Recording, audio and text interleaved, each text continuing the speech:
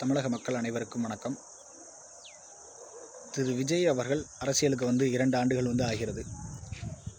திரு விஜய் அவர்கள் நடிக்கிறதை விட்டுட்டு ஏன் அரசியலுக்கு வந்தார், அவர் என்ன மாற்றத்தை கொண்டு வர போகிறார், அவருடைய பிளான் என்ன, அவரால் எதுவுமே பண்ண முடியாது, இல்லை அங்கே சம்பாதிக்கிறதை விட்டு இப்போ அரசியலுக்கு சம்பாதிக்கலான்னு சொல்லிட்டு அரசியலுக்கு வந்துட்டார். இந்த மாதிரி பலதரப்பட்ட விஷயங்கள் தமிழ்நாட்டில் கொஞ்சம் உலாவிக்கிட்டு இருக்கு மக்களின் காதுகளில். ஸோ இது ரிலேட்டடாக ஒரு வீடியோ போடணும்னு நினச்சேன். முக்கியமாக அவருடைய தொண்டர்களுக்கு எல்லோரும் தற்குறியாக இருக்காங்க, அரசியல் தெளிவின்மையே இல்லை, கொஞ்சம் கூட அரசியல் நாலேஜே இல்லாமல் இருக்காங்க அப்படிங்கிற மாதிரிலாம் ஒரு குற்றச்சாட்டும் இருக்குது. ஸோ இது ரிலேட்டடாக போன வீடியோவில் கூட அவங்க தொண்டர்கள் எப்படிலாம் இருக்காங்க, கரூர் சம்பவத்தை பேஸ் பண்ணி இனிமேல் அவங்க தொண்டர்கள் எப்படிலாம் இருக்கணும் அப்படிங்கிற மாதிரி ஒரு கருத்தெல்லாம் நான் சொல்லியிருந்தேன் அந்த வீடியோவில். இப்போ கடந்த 2 ஆண்டுகளில் திரு விஜய் அவர்கள் சாதித்தது என்ன, தற்குறியாக இருந்தால் கூட அவர்களுடைய தொண்டர்கள் இந்த தமிழக மக்களுக்கும் தமிழ்நாட்டுக்கும் அவருடைய கட்சிக்கும் கட்சி தலைவர் விஜய் அவர்களுக்கும் என்ன பண்ணியிருக்காங்க அப்படிங்கிறத எனக்கு தோணுன கருத்துக்களில் உங்கள்கிட்ட ஷேர் பண்ணிக்க விரும்புகிறேன். ஃபர்ஸ்ட் ஆஃப் ஆல் விஜய் அவர்கள் கட்சி ஆரம்பித்த உடனே 2 மாநாடு போட்டிருக்காரு இப்போ வரைக்கும். ஃபர்ஸ்ட் ஆஃப் ஆல் பரந்தூர் விமான நிலையம் போராட்டம் கிட்டத்தட்ட 1 வருஷ காலமாக, 1 வருஷம் சொல்ல முடியாது, அதற்கும் மேற்பட்ட நாட்களாக அந்த போராட்டம் நடந்துகிட்டே இருந்துச்சு. விஜய் அவர்கள் அங்கே போகிறாரு, அதுக்கப்புறம் ஒரு ஸ்பார்க் கிடைக்கிது. இப்போ வரைக்கும் போராட்டம் நடந்துக்கிட்டு தான் இருக்குது. அதற்கான அங்கே ஏர்போர்ட் கொண்டு வர்றதுக்கான நடவடிக்கைகளையும் அரசு மேற்கொண்டுட்டுருக்கு. போராட்ட காலமும் இன்னும் போராடிக்கிட்டே தான் இருக்கிறாங்க. ஸோ ஆனால் இந்த விஷயம் நேஷ்னல் லெவலில் இஷ்யூ ஆனது விஜய் அவர்கள் அங்கே போனதுக்கப்புறம் தான். எப்பேற்பட்ட தலைவர்கள் நிறையா பேர் போனாங்க அங்கே, ஆனால் அந்த விஷயம் இஷ்யூ பெருசு ஆகலை. அதுக்கப்புறம் வேங்கை வயல் பிரச்சனை, அதுவும் விஜய் அங்கே போகலை, ஆனால் அவங்க போகிறாரு, அதை பற்றி பேச ஆரம்பிக்கிறாரு அப்படின்னோடனே அவசரமாக நடவடிக்கைகள்லாம் எடுக்கப்பட்டது அரசு சார்பாக. அண்டு இன்னொன்று ரீசண்டாக நடந்த விஷயம், கரூரில் 41 பேர் இறந்தாங்க கூட்ட நெரிசலில் சிக்கி. ஸோ அதில் விஜய் முன்னாள் அமைச்சர் தற்போதைய சட்டமன்ற உறுப்பினர் திரு செந்தில் பாலாஜி அவர்கள் மீது இருக்கக்கூடிய ஒரு குற்றச்சாட்டை பாட்டா பாடி அவர் விமர்சனம் பண்ணியிருந்தார். அதாவது தமிழ்நாட்டில் இருக்கக்கூடிய அத்தனை மதுபான கடைகளிலும் எம்ஆர்பி ரேட்டை விட 10 ரூபா அதிகமாக வாங்குகிறாங்க அப்படின்னு சொல்லிட்டு பகிரங்கமான குற்றச்சாட்டு, அனைவருக்கும் தெரிந்த குற்றச்சாட்டு. அவர் இதை பாட்டா பாடி விமர்சனம் பண்ணுறாரு.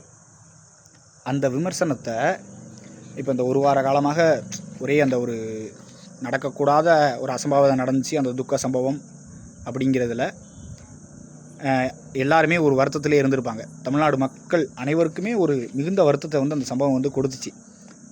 ஸோ இப்போ அதுக்கப்புறம் அந்த செந்தில் பாலாஜி அவர்களை பற்றின விஜயோட குற்றச்சாட்டை அந்த கட்சியின் தொண்டர்களோ இல்லை அவரோட திரு விஜய் அவர்களை விரும்பக்கூடியவர்களோ குழந்தைகளை, அவர்கள் வீட்டில் இருக்கக்கூடிய குழந்தைகளெல்லாம் அதை பாட்டா பாடி ரீல்ஸாக எடுத்து ட்ரெண்ட் பண்ணிட்டு இருக்காங்க.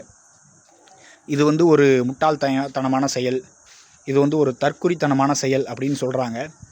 என்னுடைய பார்வையில் இந்த ஒரு ஊழலை பட்டி தொட்டியெல்லாம் கொண்டு போய் விஜய் அவர்கள் சேர்த்துட்டாரு அப்படிங்கிறத நான் நம்புகிறேன். எதன் அடிப்படையில் சொல்கிறேன் அப்படின்னா, இப்போ எனக்கு 32 வயது ஆகிறது. ஒரு 20 வயசுக்கு மேலே இருக்கிறவங்க, இல்லை அந்த டாஸ்மாக் மதுபானம் மது அருந்துறவங்க, அந்த ஒயின் ஷாப்பில் போய் மது வாங்குறவங்க, எம்ஆர்பி எவ்வளவு, 10 ரூபா நம்ம கூட தான் கொடுத்து வாங்குகிறோம் அப்படிங்கிறமான தகவல்லாம் அவங்களுக்கு தெரியும். ஆனால் அந்த வயது இருக்குல்ல, 20-25 வயதுக்கு மேற்பட்டவர்களுக்கு தான் இந்த விவரம் அதிகப்படியாக இந்த விவரம் தெரிவதற்கு வாய்ப்புகள் அதிகம். இப்போ இந்த குழந்தைகளுக்கு, பள்ளி மாணவர்கள் குழந்தைகளுக்கெல்லாம், சின்ன குழந்தைகள் இப்போ தான் அந்த குழந்தை பேச ஆரம்பிக்குதுன்னா அது கூட அந்த 10 ரூபா மேட்டரை பாட்டா பாடி ரீல்ஸாக போட்டு கலாய்க்கிறாங்க, ட்ரெண்ட் பண்ணுறாங்க. ஸோ அந்த பேசக்கூடிய பிஞ்சு குழந்தைகள், 2 வயது, 5 வயது, 8 வயது, 10 வயது பள்ளிக்கு செல்லக்கூடிய இந்த குழந்தைகளுக்கெல்லாம் இந்த ஒரு ஊழல் நடக்கிறதே தெரியாது. டாஸ்மாகில் பணம் அதிகமாக வாங்குகிறாங்க, இது தப்பு அப்படிங்கிற விஷயமே தெரியாது. இந்த பணத்தை யாரோ ஒருத்தர் கொள்ளையடிக்கிறாங்க அப்படிங்கிற விஷயமே தெரியாது. இந்த விஷயம் தெரியாமலேயேன்னு அந்த குழந்தைகள் இதை ட்ரெண்ட் பண்ணுறாங்க. விஜய் சொல்லிட்டாரு, விஜய் எங்களுக்கு பிடிக்கும், அதனால் அந்த பாட்டை நாங்கள் பாடுறோம் அப்படிங்கிற அடிப்படையில் தான் வந்து இதை வந்து ட்ரெண்ட் பண்ணுறாங்க. இது காலப்போக்கில் வந்து எப்படி மாறும் அப்படின்னா, ஒரு குறிப்பிட்ட நாட்கள் ஆக ஆக ஆக அந்த 20-25 வயதிற்கு மேற்பட்டவர்களுக்கு தெரிகிற அந்த விவரம் வந்து 18 வயது, 15 வயது, 12 வயது அப்படின்னு அந்த வயது குறைவாக இருக்கக்கூடிய குழந்தைகளுக்கும் இந்த விஷயம் முழுமையாக தெரிய வரும் அப்படிங்கிறதான் இதோட உள்நோக்கம் அப்படின்னு நான் நம்புகிறேன். வேறு யாராவது ஒரு தலைவரால் இதை பண்ணியிருக்க முடியுமா அப்படின்னு கேட்டால் கண்டிப்பாக சாத்தியமே கிடையாது. ஏன்னா ஒரு உச்சபட்ச நடிகர், அவர் பேசுனதுனால தான் இந்த விஷயம் இவ்வளோ ட்ரெண்டாக இருக்குது. இப்போ விஜய் ஃபேன்ஸை வந்து தற்குறிகள்னு சொல்கிறாங்க. மற்ற கட்சிகளுக்கு, மற்ற எதிர்கட்சிகளை எடுத்துக்கிடுவோம்.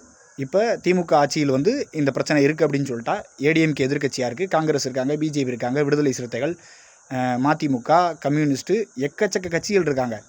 அவங்களுடைய தொண்டர்களால் இந்த விஷயத்தை இப்படி கடைக்கோடி தொண்டனுக்கும் அல்லது அதை பற்றின நாலேஜே இல்லாத ஒரு சிறார்களுக்கும் கொண்டு போய் சேர்க்க முடிஞ்சானா சேர்க்க முடியலை, அதுக்கு வாய்ப்புகளும் இல்லை. ஆனால் விஜய் அவர்களால் அது முடிஞ்சிருக்கு. இதே போல் இனி வரும் காலங்களிலும் முக்கியமான மக்கள் பிரச்சனையை வந்து ரொம்ப ஈஸியாக தமிழகமெங்கும் அனைத்து தரப்பு வயதினருக்கும் புரிகிற வகையில் மக்கள் பிரச்சனையை வந்து திரு விஜய் அவர்களால் கொண்டு செல்ல முடியும் அப்படின்னு சொல்லிட்டு நான் நம்புகிறேன்.